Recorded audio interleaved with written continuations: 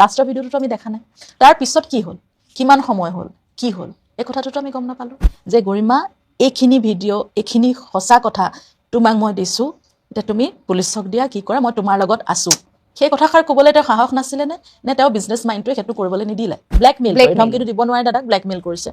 সেইবুলি নি সেই মানুহজনৰ কাৰণে না বিজনেছ ক্লাছৰ টিকেট দিছে না হোটেলৰ ৰুম অকলে দিছে কাৰোবাৰ লগত দিছে জুবিন গাৰ্গৰ চৰিত্ৰ হনন কৰা সেই মানুহজন বিশেষকৈ যোনজন এজন খুব ডাঙৰ ৰিপৰ্টাৰ ছিনিয়ৰ জাৰ্নেলিষ্ট বুলি কয় চবেই হয় নাই আজি এটা খুব সুন্দৰ ভিডিঅ' লৈ আহিছোঁ জুবিনদাৰ ভনীয়েক পামী বৰঠাকুৰ বাইদেউৰ ভিডিঅ' আৰু এই ভিডিঅ'টোত কি কৈছে জুবিনদাৰ বিষয়ে তেওঁ শৈশৱকালৰ পৰা বৰ্তমানলৈকে তেওঁ এটা কেনেকুৱা ব্যক্তিত্বৰ গৰাকী আছিলে তেওঁ নিজৰ কথাও বহুত কিবা কিবি ক'লে আহক একেলগে ভিডিঅ'টো চাওঁ তেওঁক মই সোধোঁ তেওঁ জুবিন গাৰ্গৰ কেয়া আঙুলিটোৰ যোগ্য হয়নে নখটোৰ SITৰ পৰা কিমানবাৰ মাতিছে নাহে CMে নিজে কৈছে আহিবলৈ তাৰ পিছতো নাহে লাষ্টত আহিলে 3জনমান একিউ শামকানু মহন্ত সিদ্ধাৰ্থ শৰ্মা শেখৰ গোস্বামী অমৃত প্ৰভা মহন্ত এটচেট্ৰা এটচেট্ৰা চিধা কথা কোৱাৰ বাবেই দাদাৰ ক্ষতি হৈছিল নেকি দুইজন একেলগে ডাঙৰ হৈছে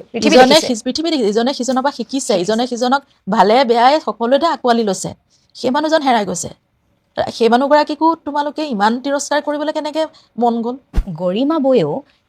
আপুনি বাৰু অকণমান দূৰৈত আছিলে এই মানুহখিনিক চিনি নাপালে নেকি সিদ্ধাৰ্থৰ পৰা আৰম্ভ কৰি বাকী গোটেই কেইজনলৈকে সমাজ ব্যৱস্থাৰ সেইটো এটা নিয়ম এই প্ৰশ্নটো খুব মনলৈ আহি থাকে যে সেই মানুহখিনি যে জুবিনদাৰ আশে পাশে আছিলে সেই মানুহখিনিকতো গৰিমা বৌয়েও পাইছিলে তাৰে বহুত মানুহ এতিয়াও কিন্তু সেই আশে পাশে আছে গৰিমা বৌৰ গতিকে সেই মানুহখিনিক জুবিনদাইতো চিনি নাপালেই কিন্তু গৰিমা বৌয়েও চিনি নাপালে নেকি সেইটো প্ৰশ্ন মোক খুব মনলৈ আহি থাকে কমেই আছে যে মাইকী মানুহগৰাকীক বেয়াকৈ ক'ব লাগিব এইটো যেন কিবা এটা ধৰা বন্ধা নিয়ম সেইদিনা বায়ে দাদাক বচালে মই অকণমান পজিটিভলি ভাবোঁ অসমৰ বাবে তাই পিন্ধা শাৰী এখন ময়ো থৈ দিছোঁ মই পিন্ধো মাজে মাজে ক'ৰবাত পিন্ধো সিও তেনেকৈ থৈ দিছিলে দাঁত লগা তাই কাপোৰ এখন আপুনি মাক হেৰুৱাইছে আপুনি দাদাক হেৰুৱাইছে আপুনি জংকিবাক হেৰুৱাইছে তাৰপিছত কি জীৱনটো মেৰুদণ্ড সকলোৰে আমাৰ ঘৰৰ আমাৰ জীৱনৰ এতিয়া গান গাই থকা ল'ৰা ছোৱালীবোৰৰ চিনেমাৰ মানুহবোৰৰ অসমৰ মানুহবোৰৰ সাহসটো মাৰ পৰা আহিছে আৰু এই ধৈৰ্যটো দেউতাৰ পৰা আহিছে এই দাদাৰ যে এটা নেচাৰটো যে লগত ঢেৰ মানুহ লৈ ফুৰে এইটো ক'ৰবাত নহয় ক'ৰবাত মাৰ পৰাই অকণমান আহিছে যোনটোক মানে মই গুড নাইট দিওঁ কাৰণ দাদাই তৰা নহয় বুলি কৈছে নহয় নিজক যোন দাদাক বলে পৰা মানুহ বাকে দেখিছোঁ নোৱাৰা যাব মানে এনেকৈ ধৰি থৈ দিব সি লৰচৰ কৰিব নাই মই অকলশৰীয়া মোৰ ঘৰে নাই মই ষ্টুডিঅ'তে শুই থাকোঁ এইটোৰ পৰা বেলেগ বেলেগ ধৰণৰ এটা আহিছে যে সম্পৰ্কটো তেওঁলোকৰ মিঠা নাছিল নেকি জুবিন গাৰ্গৰ যোনটো ব্যক্তিত্ব গৰিমা শইকীয়া গাৰ্গৰ সেইটো ব্যক্তিত্ব বিচৰাটো আমাৰ ভুল যদিও এইটো আৱেগৰ কাৰণে মানুহলৈ আহিছে মানুহৰ মনলৈ যে বাঘৰ পত্নী হৈ পেলাই আপুনি এতিয়া বাঘিনী হৈ ওলাই আহক এটা ছিংগাপুৰ যোৱাৰ আগত তাহাঁতি বৌয়ে ঘৰৰ টাইলছ কিনিছে মোক ফটো দিছে এইটো তোমালোকৰ বাথৰুমৰ টাইলছ প্ৰিয়মপুৰীয়ে বৌক কৈ থাকে গৰিমামী বুলি মাতে গৰিমামী আমাৰ ৰুমটো কিন্তু কালাৰ এনেকুৱা দিম জুবিন গাৰ্গে কিতাপ কেতিয়া পঢ়িছিল সেইটো মানুহৰ বাবে ক'ৰবাত এতিয়া ৰহস্য হৈ গৈছে মানে জুবিন গাৰ্গৰ ভনীয়েক জুবিন গাৰ্গক ঘৈণীয়েক হোৱা সহজ নহয় একদম সঁচা কথা মই সেইটোৱে ক'ব লৈছোঁ আৰু একেবাৰে শেষত মোৰ এটা প্ৰশ্ন থাকিব সন্দীপন গাৰ্গক লৈও তো গতিকে সেই মানুহখিনিক আপুনি পাইছিলে নাই ডক্টৰ পামী বৰঠাকুৰ আমাৰ সকলোৰে মৰমৰ মমন বা নামটো মোৰ ভাল লাগে মোৰ নামটো মামুন আপোনাৰ নাম মমন কিবা এটা মিলিও গৈছে মিলাই লৈছে আপোনাক স্বাগতম জনাইছোঁ আমাৰ ৰেনমোলৈ আসন শুৱনি কৰিছেহি ইমান ব্যস্ততাৰ মাজত আহি সময়কণ দিছে তাৰ বাবে ধন্যবাদ মোৰো ভাল লাগিছে হয় আৰু মই মানে ক'ৰ পৰা আৰম্ভ কৰিম নাজানো মই বহুত কথা কৈ ভাল পোৱা এজনী ছোৱালী আৰু মোৰ সন্মুখত বহি আছে অল্পভাষী এগৰাকী নাৰী গতিকে এই কথোপকথনটো কেনেকুৱা হয় সেয়া সহজাতে হয়তো লাহে লাহে অনুমান কৰিবগৈ মই এতিয়ালৈকে ধৰিব পৰা নাই ভালো হ'ব পাৰে বেয়াটো নকওঁ বা আৰু আৰম্ভণিতেই মই ক'ব বিচাৰিছোঁ দাদাকো মই সাধাৰণ এটা মেছেজহে কৰিছিলোঁ যেতিয়া মাতিছিলোঁ ৰেনমোলৈ মই ফোন কৰা নাই এই কথাটোৱে বুজা যায় যে তেওঁ কিমান ব্যস্ততাৰ মাজত মানে এনেকৈ এটা মেছেজত আহিছে জুবিনদা হওক বা পামী বৰঠাকুৰ বাইদেউ হওক কিমান সহজ সৰল বা গ্ৰাউণ্ডেড হ'ব লাগিব আপোনালোকে জাষ্ট ইমাজিন কৰি চাব পাৰে ব্যতিক্ৰম নহয় সেইটোৰ বাবে অশেষ ধন্যবাদ এই আমন্ত্ৰণ ৰক্ষা কৰিলে আপুনি মোৰ অলপ পাতনিটো মেলিবলগীয়া আছে মানে মই অকণমান পাতনি কৰোঁ আপোনাক যে আপুনি এনেকুৱা এখন অসমৰ সংস্কৃতিৱান ঘৰক প্ৰতিনিধিত্ব কৰিছে যিখন ঘৰৰ ওপৰত ঈশ্বৰৰ সাংঘাতিক আশীৰ্বাদ অন্যফালে কষ্টও দিছে গতিকে মই সেই ডক্টৰ পামী বৰঠাকুৰ আপোনাৰ দৃষ্টিৰে সেই আশীৰ্বাদকণৰ কথাও পাতিম লগতে আপোনাৰ সেই দুখখিনিৰ কথাও পাতিম জুবিন বৰঠাকুৰৰ পৰা জুবিন গাৰ্গ হোৱাৰ যিটো সোণোৱালী তেখেতৰ যাত্ৰা সেই বিষয়ে পাতিম সেই যে কালিকা লগা 19 ছেপ্টেম্বৰৰ পৰা বৰ্তমান অসমত যিখন ছবিখন আমি ফঁহিয়াই চাম আৰু আপোনাৰ লগতে দুখত হওক শুভত হওক মৰমত হওক যিখিনি পোষ্ট দিছে আপুনি সেই পোষ্টকেইটাৰ কথাও আমি পাতিম কিন্তু একেবাৰে আৰম্ভণিতে এটি শুভেচ্ছা লওঁ আপোনাৰ পৰা আমাৰ পৰিয়ালটোলৈ শুভেচ্ছা থাকিল মোৰ ভাল হওক হয়। বা মই চাওঁ তোমাৰ পডকাষ্টটো মাজে হয়, মাজে হয়। ভাল লাগে তোমাৰ ইণ্টাৰেকশ্যনটো বা মোৰো যিখিনি কথা favorite সোধা তুমি podcast। যিটো ধৰণে তুমি মানুহৰ আচলতে তুমি যোনটো ধৰণে কথা কোৱা তুমি মানুহৰ কিছুমান এনেকুৱা পইণ্ট টাচ কৰা যে মানুহ মানে ওলাই আহে খুব ধুনীয়াকৈ মানে সেই ফ্ল'টো খুব ভাল হয় মই চাইছোঁ এতিয়া আজি মোৰ ভয় লাগিছে এতিয়া নাই, মই মই মই- বৰ প্ৰাইভেট মানুহ হয়। নাজানো মই কিমান অ'পেন আপ হ'ম আপুনি অন্তৰ্মুখী আৰু মোৰ কাৰণে এইটো আচলতে এটা চেলেঞ্জ হৈছে যে আপোনাৰ পৰা মই আজি কি কথা সহযাত্ৰীসকলৰ বাবে উলিয়াব পাৰোঁ বুলি কওঁ আৰু মোক কয় বহুতে কুৰুকি তই কথাবোৰ উলিয়াওঁ মই চেষ্টা কৰিম দেই বা শুভেচ্ছাটো ল'লোঁ কিন্তু মানে মোৰ এটা আপুনি দাদাৰ বিশেষ এটা জন্মদিনত হয়তো সেয়া 50তম এটা জন্মদিনত এটা কবিতা লিখিছিল 49 যোৰহাটত হৈছিলে হা হা হা এইটো মানে সেয়া হয়নে? 49 মই এইটো এবাৰ যিসকলে নাই শুনা এবাৰ সেইটো মই পঢ়োঁনে আপোনাৰ অনুমতি বিচাৰি তাৰপিছত কথাখিনি আৰম্ভ কৰিবলৈ পালে ভাল পাম যিহেতু জন্মদিনৰ শুভেচ্ছাৰে দিছিলে দাদালৈ মোৰ ইমান চুই গ'ল মই অকণমান পঢ়োঁ ডিয়েৰ ব্ৰাদাৰ তই কুশলে থাক জনগণৰ তেজত বিজুলী হৈ বৈ থাক তামোলৰ পাত তোলা বুঢ়ী আইসকলৰ আশীষ লৈ ৰচকী ৰমলাহঁতৰ যৌৱনৰ সপোন হৈ নতুন প্ৰজন্মৰ সাহস হৈ আৰু পেন্দুকণাহঁতৰ উৎসাহ হৈ তই আগুৱাই গৈ থাক ইটছ ইয়'ৰ ইনিংছ ব্ৰাদাৰ অসাধাৰণ হৈও সাধাৰণ কামবোৰ কৰি গৈ থাকচোন আৰু 100 বছৰলৈ মুঠতে তই কুশলে থাক একদম নিজৰ কেয়াৰ ল ভালকৈ থাক চবৰে কাৰণে সেইটোৱে কথা এতিয়া কথা হ'ল ইমান সৰল ভাষাৰে আৰু ইমান তাকৰীয়া কথাৰে আপোনাৰ যিটো প্ৰকাশভংগী ইয়াত ছবিখন মানে মই দকে অনুভৱ কৰিছোঁ আৰু মই ভাবোঁ আমাৰ সহযাত্ৰীসকলেও অনুভৱ কৰিছে গতিকে তাত আপোনাৰ সৃষ্টিশীল মনটোৰো উমান পাইছোঁ গতিকে আপোনাকো আজি জানিম অকণমান বুজিম আৰু আপোনাৰ পৰা সেই আমাৰ মৰমৰ পৰিয়ালটোৰ কথা জানিব বিচাৰিছোঁ দেই প্ৰথম প্ৰশ্ন বুলি নকওঁ শেষবাৰৰ বাবে বুলি কওঁ বৰ দিগদাৰ হৈছে কথাখিনি ক'বলৈ কিন্তু শেষবাৰৰ বাবে দাদাক আপুনি কেতিয়া লগ পাইছিল বাৰু আৰু শেষৰবাৰৰ কলটোৰ কথাও ক'ব দাদাক আচলতে শেষবাৰ ফিজিকেলি লগ পাইছিলোঁ মই ডেটটো পাহৰিলোঁ আগষ্টত আমাৰ অভিনয়ৰ প্ৰগ্ৰেমটো আছিলে আগষ্ট মাহত তাৰপিছত তাত মানে প্ৰগ্ৰেমত আমি চব ফ্ল'ৰত বহি আছিলোঁ দাদা মই আমাৰ কাজিনবোৰ হাঁহি ফূৰ্তি চলি আছে বহুত দিনৰ মূৰত সেই অভিনয়ৰ প্ৰগ্ৰেমটো মানে আমাৰ গেট টুগেডাৰ নিচিনা হৈছিলে মই অলপ দেৰিকৈ জইন কৰিছিলোঁ কাৰণ সেইদিনা দেউতাৰ বাৰ্থডে আছিলে আগষ্ট নহয় 24 জুলাইত ফিজিকেলি তাৰমানে আমি অলপ দেৰি লগ পাইছিলোঁ দেউতাৰ বাৰ্থডে আছিলে এইফালে অভিনয়ৰ নাটকো আছে অনুষ্ঠানটোৰ সেইটো আমাৰ বাৰ নামত হয় জংকী বৰঠাকুৰ বাইদেউ তো দাদাহঁত চব ইয়ালৈ আহিলে মই আৰু মোৰ ছোৱালীকেইজনী দেউতাৰ বাৰ্থডেৰ কাৰণে অকণমান চেলিব্ৰেশ্যন কৰি তাৰপিছত আহিলোঁ অকণমান দেৰিকৈ আহিলোঁ তাতে আমাৰ সেই আড্ডা হ'ল কিবা হ'ল 24 জুলাই সেইটো তাৰপিছত ফোনত কেতিয়াবা কথা হৈছে বা কেতিয়াবা মেছেজ এটা কৰোঁ মই মোৰ কিবা এটা কথা হ'লে মেছেজ ডাইৰেক্ট তাকে সোধোঁ মই তাকে মেছেজ কৰোঁ বা কল কৰি নাপালে তাৰপিছত সি কেতিয়াবা কল কৰে তেনেকৈ তাৰ যেতিয়া মন যায় বা মেছেজ এটা কৰে চিনেমাখন চালে সেইটো পঠালে চিনেমাখনৰ নামটো ময়ো খুব চিনেমা চাওঁ মই তাক মেছেজ কৰোঁ আই হেভ অলৰেডি ৱাচ্ড ইট কেনেকুৱা চিনেমাখনৰ এটা ব্ৰিফিং দিয়ে দিওঁ মই তেনেকুৱা ধৰণৰ আৰু সেইবিলাক চলি আছিলে আগষ্ট ছেপ্টেম্বৰত আকৌ সি 7 তাৰিখে বম্বে গৈছে ন ভূপেন হাজৰিকাৰ হেৰি প্ৰগ্ৰেমটোৰ কাৰণে সেই প্ৰগ্ৰেমটো 8 তাৰিখে আমি লাষ্ট ফোনত কথা পাতিছোঁ মানে আপুনি 24 জুলাইৰ পৰা দাদাক আপুনি লগ আমাৰ লগ পোৱাটো 2 মাহ নহয় 1 মাহ 1.5 মাহমান হ'ব এইটো সাধাৰণ কথা তাৰমানে দাদাৰ জীৱনটো আৰম্ভ হয় গধূলিৰ পৰা ৰাতিপুৱালৈকে মোৰ ৰাতিপুৱাৰ পৰা গধূলিত শেষ হয় গতিকে আমাৰ লগ পোৱাটো খুব ফিজিকেলি লগ পোৱাটো কেতিয়াবা আমি 2 মাহো লগ নোপোৱাকৈ থাকোঁ সেইটো ডাঙৰ কথা নহয় সেইটো আচলতে মই ভাবোঁ মোৰ ভাইটিও থাকে গুৱাহাটীতে মোৰো 2-3 মাহৰ মূৰত লগ হোৱা যায় কিন্তু এই ঘটনাবোৰ ঘটিলে আমাৰ এনেকুৱা লাগে এতিয়া ৰিয়েলাইজ হয় যে ইমান দিন লগ পোৱা নাছিলোঁ কিন্তু এনেইতো আমি সেইটো ফিল নকৰোঁ কেতিয়াবা আমি লগ পাওঁ কাহিলীৰ পৰা ঘৰত মই প্ৰায়ে যাওঁ তেতিয়া তাতে লগ পালোঁ বা কেতিয়াবা ষ্টুডিঅ'লৈ গ'লোঁ কেতিয়াবা সি ৰাতি দেৰিকৈ আহে মোৰ ঘৰত কাৰণ এনেই দিনত আহিলে মানুহবোৰে অলপ দিগদাৰী কৰে দেৰিকৈ কেতিয়াবা আহিলে 2 মাহ লগ নোপোৱাটো সাধাৰণ কথা কিন্তু মেছেজ শ্বৰ্ট মেছেজ মই কৰিলোঁ সি কৰিলে বা কেতিয়াবা ফোন কৰিলোঁ এনেকুৱা এটা প্ৰশ্ন আছেই কথোপকথনবোৰ সেই ফোনৰ বিশেষকৈ কেনেকুৱা ধৰণৰ পাতে সেইটো ক'ম বাৰু হয় লাষ্ট কথা পাতিলোঁ আমি 8 ছেপ্টেম্বৰত হয় ধুনীয়াকৈ অলপ দেৰি কথা পাতিলোঁ তাৰপিছত মই ক'লোঁ প্ৰগ্ৰেমটোতো খুব ভাল হৈছে মই ভাল দেখিছোঁ তো কেয়াৰ ল'বি নিজৰ কিবা কিবি সিও সুধিলে বোলো গুৱাহাটী কেতিয়া আহিবি ক'লে আৰু এনেকৈ গৈ আছোঁ তাৰপিছত ছিংগাপুৰ যাম বুলি ক'লে মোক ক'লে আৰু ছিংগাপুৰ যাম এই ফেষ্টিভেলটোৰ কাৰণে চিনেমা কাম কৰি আছোঁ সময় নাই এইবোৰ কিবা কিবি আৰু ৰেগুলাৰ কনভাৰ্চেশ্যন হৈ গ'ল আৰু সেইখিনি সিমানেই সেইটোৱে বিয়া হোৱাৰ তাৰপিছত বহুত আমাৰ changes এনেকুৱা হৈ নহয় যে যায়। আমি ৰেগুলাৰ কল কৰিম বা ৰেগুলাৰ মেছেজ হয়, কৰিম হয়। সেনেকুৱা নহয় মানে নহয় এতিয়া আপোনাৰ এটা নিজৰ পৰিয়াল এখন ঘৰ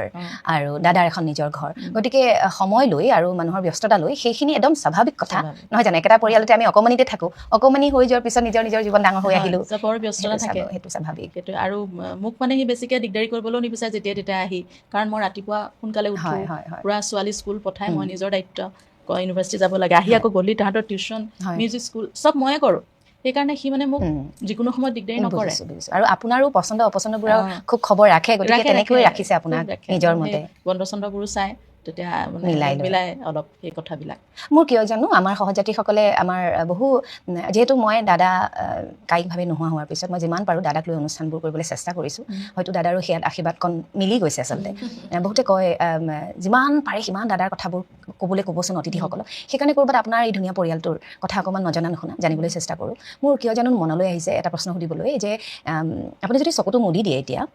সৰুকালৰ বহু স্মৃতি আমনি কৰিব কিন্তু একেবাৰে আৰম্ভণিতে আপুনি যেতিয়াৰ পৰা সচেতন হৈছে যে কথা মনত থকাৰ মোক সুধিলে মোৰ ভাইটি কোনটো কথা মনত আছে মই প্ৰথম মোৰ হাততে খোজটো লৈছে আৰু এই কথাটো মনলৈ আহে ভণ্টিৰ কথা মনলৈ আহিলে ডিঙিত জামুক লাগি ধৰিছিলে মায়ে আঙুলিটো ভৰাইছে কামুৰিছে এনেকুৱা কিছুমান কথা আপোনাৰ বাৰু তেনেকুৱা দাদাৰ একদম অকণমানতে থকা কিবা কি মনলৈ আহে এই মুহূৰ্তত এই মুহূৰ্তত এটা কথাই মনত আহে সৰুতে সি খুব কিতাপ পঢ়িছিলে এনেকুৱা চফাৰ ছিংগল চেয়াৰখনত ভৰিকেইটা উঠাই মানে কৰ্ণাৰটোত বেকা হৈ লৈ পেলাই এইটো যেনিবা কিতাপখন এনেকে লৈ পেলাই বহি লৈ পেলাই পঢ়ি থাকে কুচি মুচি একদম ক'ব নোৱাৰাকে পঢ়ি থাকে খুব পঢ়ে মোক সেই ছবিটো খুব আহে মনতে সি খুব পঢ়িয়ে থাকে বেছিভাগ হয় পঢ়ি থাকিব নহয় একদম হুলস্থুলকৈ উৎপাত কৰি ঘূৰি ফুৰিব গান চান গাই কিন্তু সেই ছবিটো খুব আহে মোৰ আচলতে ইমান মিলিছে মই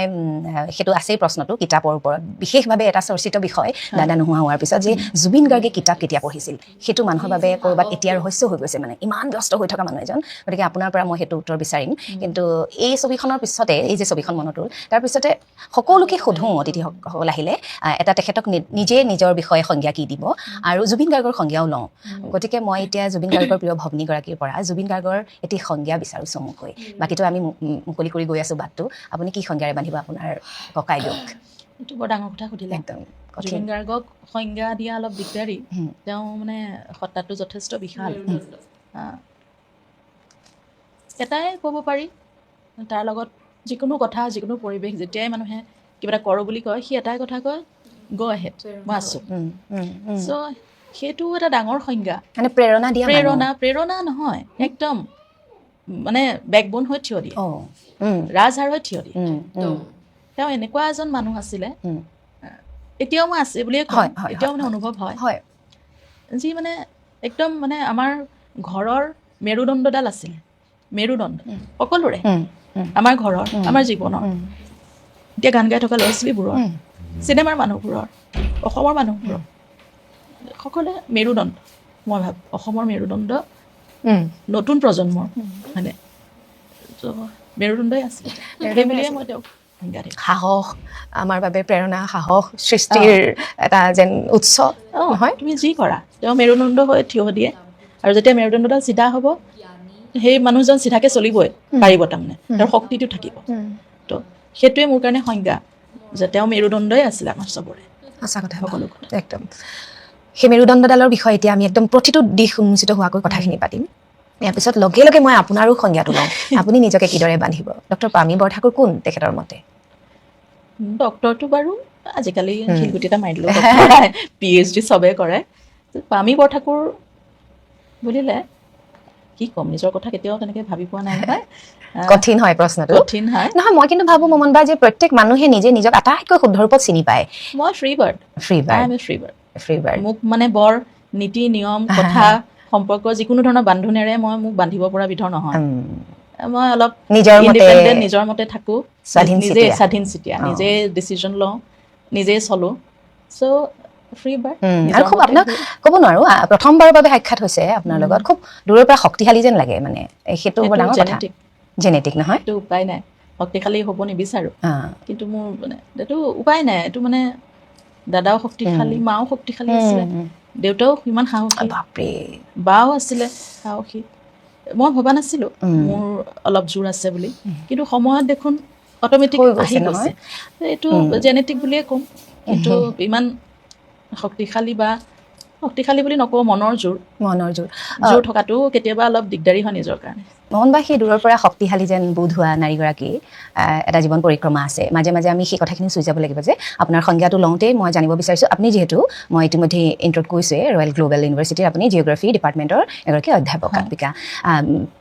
PhDৰ আপোনাৰ বিষয়টো কি আছিলে বাৰু? মোৰ PhD হৈছিলে মিউজিক জিঅ'গ্ৰাফী বুলি কয়। সেইটো মই গুৱাহাটীৰ মডাৰ্ণ মিউজিকৰ ওপৰত কৰিছিলোঁ, ফিউজন ডিফিউজন বুলি পেলাই। এইটো আচলতে তোমাৰ নৰ্থ ইষ্টত জিঅ'গ্ৰাফীৰ ক্ষেত্ৰত পায়নিয়াৰিং ৱৰ্কে হয়। ইয়াৰ আগত জিঅ'গ্ৰাফীত মিউজিকৰ ওপৰত ষ্টাডি কোনো কৰা নাছিল। এইটোৰ নাম মিউজিকেল জিঅ'গ্ৰাফী নেকি? Music geography. আৰু এই বিষয়ে আপোনাৰ লগত বহুবাৰ জুবিন গাৰ্গৰ কথোপকথন আলোচনা হৈছে নহয় জানো? গতিকে সেইখিনিও চুই যাওকচোন। তাৰমানে মই একাডেমিক্সত গুচি আহিলোঁ। আগতে মই নাচিছিলোঁ বেলেগ কথা, তাৰপিছত মই মানে এই গ্লেমাৰ চেমাৰ ইমান ভাল নাপাওঁ। মই একাডেমিক্সত আহিলোঁ। আহোঁতে এতিয়া তাত PhD কৰা দৰকাৰ হ'ল। আৰু মোৰ মানে এনেকুৱা যে মই টপিকটো যদি ইণ্টাৰেষ্টিং নাপাওঁ, মই জানো মই সেই কামটো নকৰোঁ কেতিয়াও। PhDটোতো বহুত কষ্টৰ বস্তু, আৰু 3-4 বছৰ পঢ়ি থাকিব লাগিব, তুমি কনষ্টেণ্ট কাম কৰি থাকিব লাগিব, ধৈৰ্য লাগিব, আৰু চবতকৈ কথা ইণ্টাৰেষ্ট লাগিব টপিক। সাধাৰণ যিবিলাক টপিকৰ জিঅ'গ্ৰাফীৰ মানে হয় PhD, সেইবোৰ চাই আছোঁ মাহ ধৰি, কিন্তু মোৰ পচন্দৰ হোৱা নাই। তেনেকৈ চাই তাৰপিছত দাদাই মই কথা পাতোঁতে দাদাইও কৈছিলে, আপুনি সুধিছিলে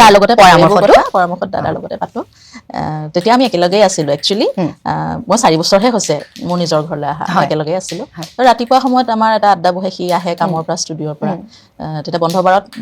বেছি দেৰি কথা পাতোঁ তেনেকুৱা। সেই সেনেকুৱা সময়তে কোনোবা এটা সময়তে কৈ থাকোঁতে সি ক'লে মিউজিকৰ ওপৰত কিবা কৰিব পৰা আছে নেকি? তেতিয়া মই চালোঁ, মই বোলো মিউজিক জিঅ'গ্ৰাফী বুলি এটা বস্তু আছে যে এনেকুৱা, মই এইটোৱে কৰিম। সি কৈছে বঢ়িয়া কৰ। সেই যে কৰ বুলি ক'লে ন, সেইদিনা আগদিনা কৈ মই টপিকো মই ঠিক কৰা নাই, বা মই অলপ পঢ়িব লাগে ন। নেক্সট ডে ৰাতিপুৱা 6টা বজাতে সি লেপটপ এটা আনি দিছে নহয় মোক, বাকচে সতে। লেপটপটো মানে খোলাই নাই, কাৰ্টুনত সোমাই আছে। আনি ৰাতিপুৱা 6টা বজাত মোক দি দিছে, ল এইটো। মোক কি দিলি? এইটো খুলিছে, লেপটপ দিলি যে PhD কৰিব লাগিব। তাৰপিছত ইনষ্টলো কৰা নাই, সেইবোৰ সি নাজানে আৰু, আনি দিছে আৰু। সেই তেনেকুৱা উৎসাহবোৰ তেনেকুৱা। এই যে ক'লে আপুনি সকলোৰে বাবে। আমি অকণমান সময় জীৱনত ক'ৰবাত চুগা চেকাকে লগ পাই ইমান আছে যেন লাগে, আমাৰ মানে ভৰি আছে যেন লাগে, জুবিনময় হৈ আছোঁ। আপোনালোক যে মই হেডছ অফ মানে মোহন বা। সেই যে অকণমান আগতে কিতাপৰ কথা ওলাইছিল, মই ভাবোঁ আমাৰ অনুষ্ঠানটো এনেকুৱা হওক, মানে জুবিন গাৰ্গক আমি জানিব লাগিব। এই যে কেতিয়ানো পঢ়িছিল বুলি কিছুলোকে জুবিন গাৰ্গে ইমান পৰাপৰিকে কেতিয়াবা পাতল কথা কৈ দিয়ে বুলি মানুহৰ কথা এটা আছে, মন মগজুত কিছুমান মানুহৰ শিপাই আছে। জুবিনেনো কেতিয়া কিতাপ পঢ়িল? গতিকে দেখোঁ আৰু সেইটোৱে হয়। গতিকে আমাক লাগে সেই কিতাপ পঢ়া জুবিন গাৰ্গজনক অকণমান লাগে। আপুনি কওকচোন কোন সময়ত কেনেকৈ কিমান কিতাপ পঢ়িছে, সেই বিষয়ে বিশেষভাৱে আপোনাৰ বিষয়টো যিহেতু একাডেমিক, আপুনি দেউতাৰ দৰে, আমাৰ পাপু বৰদেউতা, মোহিনী মোহন বৰঠাকুৰ, কপিল ঠাকুৰ বৰদেউতা, গতিকে সেই বিষয়টো আপুনি দেউতাৰ দৰে আপুনি অকণমান হ'ল। গান নাচবোৰ যদিও ভাল পায়, পঢ়া শুনা একাডেমিক লাইনটো, গতিকে দাদাৰোতো এইটো বিষয় প্ৰিয়, কিন্তু গান নাচবোৰ অধিক ভাল পায়। কওকচোন কেনেকৈ মিলাই লৈ গ'ল অকণমান পঢ়াৰ সেই দিশটো? সৰুতে আচলতে মোৰ দেউতায়েও আমাৰ বহুত কিতাপ পঢ়ে। ঘৰতে বৰ সুন্দৰ এটা লাইব্ৰেৰী তেওঁ মানে বনাই দিছিলে, নিজৰো আছিলে, পিছলৈ আমাকো বনাই দিলে। তাত দেশ বিদেশৰ চবতকৈ ভাল কিতাপবোৰ আনি দিয়ে দেউতাই, নিজেও পঢ়ে। অসমীয়াতে হওক, ইংৰাজীতে হওক, বেংগলীতে হওক, আমাৰ ঘৰত কোৰাণ ভাগৱত চব থাকে। দেউতা চব পঢ়ে, তাৰমানে আমাকো আনি দিয়ে, সংকলন আনি দিয়ে, ভাল ভাল কিতাপ চব আনি দিয়ে। ফিলচফিকেল বুকছ, দেউতাই খুব ভাল পায় ফিলচফি, ত' ফিলচফিকেল বুকছ আনি দিয়ে। চব ধৰ্মৰ কিতাপ,